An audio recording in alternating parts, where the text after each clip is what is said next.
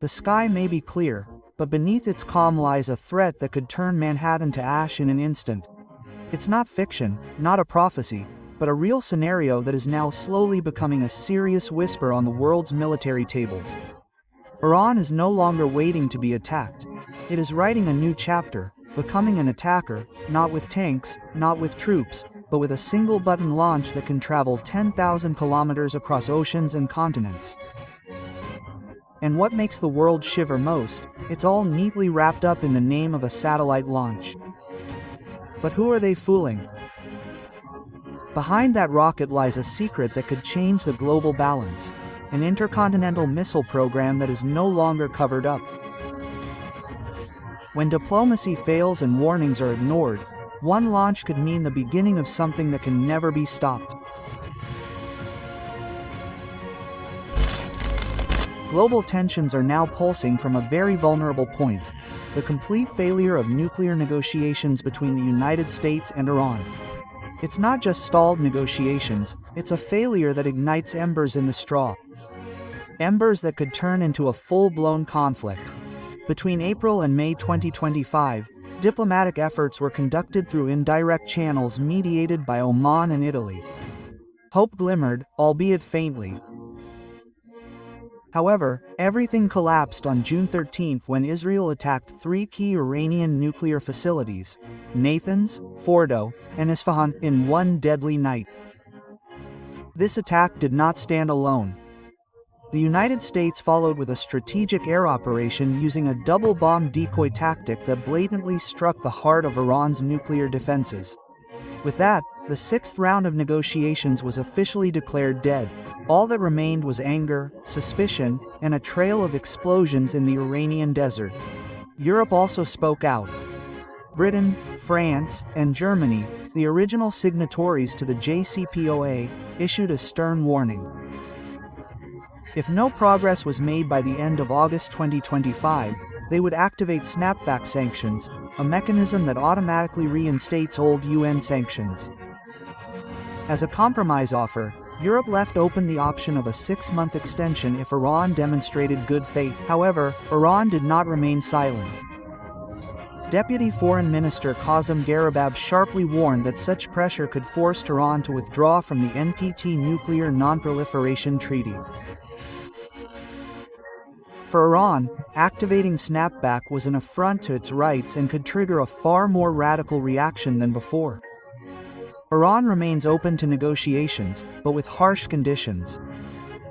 The United States must provide concrete guarantees recognizing Iran's right to uranium enrichment under the NPT and guaranteeing no military operations during the diplomatic process. But behind all this, Iran senses a trap. Suspicions are growing that the negotiations are nothing more than a facade. Meanwhile, the ISI and Israel continue to build military coordination behind the scenes. This is not just diplomacy. It's a game of timing. Diplomacy has lost its footing. Sanctions loom, and mutual trust is shattered. The world is now witnessing a deepening nuclear standoff. One wrong step could lead us back to an open war scenario. The path to peace is narrowing, and at every turn, the shadow of a missile begins to dance.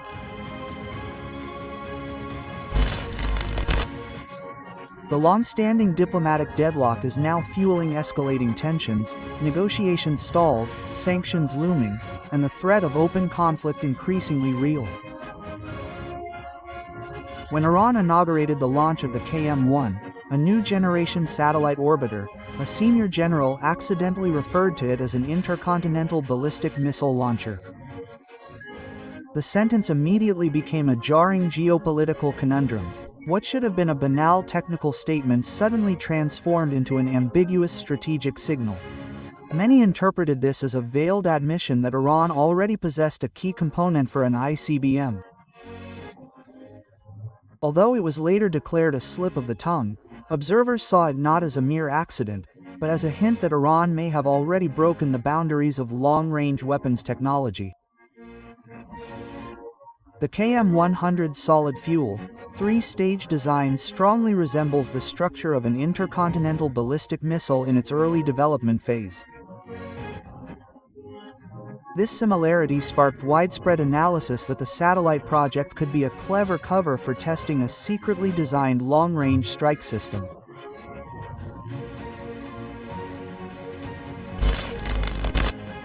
From a seemingly accidental statement, the world suddenly realized Iran might be harboring something far more substantial than a mere satellite launch. An intercontinental ballistic missile, ICBM, could be waiting for its moment to be publicly announced. The name of the Shar-Memak military command began to emerge in the shadows. Speculation intensified as unofficial reports circulated about a missile with a fantastic range of up to 12,000 kilometers, enough to reach any city in the Americas or Europe. Interestingly, this information did not come from official IRGC channels, but rather from informal sources, which mentioned a speed of up to 16 kilometers per hour and a payload of up to 2 tons. Although some media outlets mistakenly rebroadcast the Khorram-Sayahar-4 test as belonging to the Khorram-Shar-5, rumors that the missile had already undergone testing were hard to ignore. Even the Iranian defense minister confirmed the test of a 2-ton hypersonic warhead, though he did not name the missile. Technically, all the hallmarks of an intercontinental ballistic missile were clearly visible: liquid fuel, aerodynamic shape, large payload capacity, and extreme speed. If true, Iran would exceed the 2,000 kilowatts LEL limit long claimed as the national defensive limit. However, Khorram-Sayartima is not the only candidate. The KM-105, the successor to the satellite launcher program, comes in 2 models, 3 and 4 stages.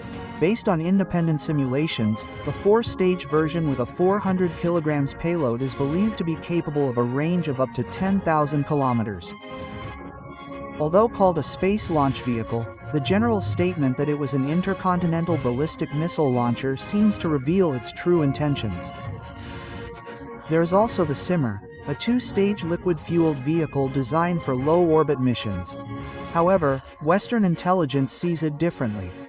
Its engine, derived from the Shape 3 base, is believed to be capable of being modified into a ballistic missile with a much greater range. With a length of 27 meters, a diameter of 2 meters, and a launch weight of 87 tons, the Simorgh has the real capacity to carry payloads across continents. The 3 projects of the KM, Simorgh, and Khorramsar cast a frightening shadow. Is Iran preparing a global striking weapon that could change the world's power landscape?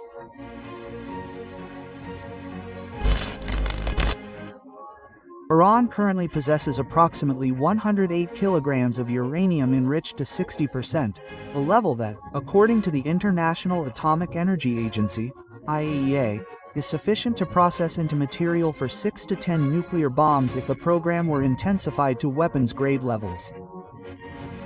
With continued enrichment, the path to 90% is increasingly wide open.